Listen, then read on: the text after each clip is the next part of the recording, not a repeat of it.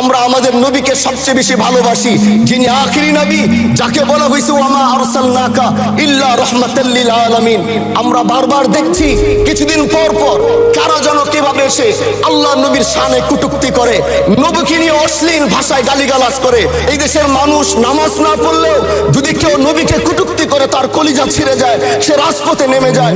আমি বলবো যারা নবীকে কটূক্তি করে, নবীর নামে গালিগালাজ করে, এদের মৃত্যুদণ্ড, এই আইনটাও যেন বাংলাদেশের এই সংসদ থেকে পাশ করা হয়। মাননীয় স্পিকার, এলাকায় বলেছিলাম যে আমরা ন্যায়ের পক্ষে কথা বলবো, ইনসাফের পক্ষে কথা বলবো।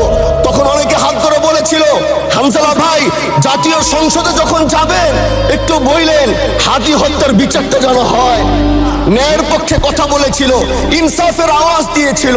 আমাদের মতোই যুবক মাননীয় স্পিকার, তিনি এই যে স্বপ্ন বলেছিল এক সুন্দর বাংলাদেশ করবার, রাস্তার ভিতরে সেই স্বপ্ন থামিয়ে দেওয়া হয়েছে।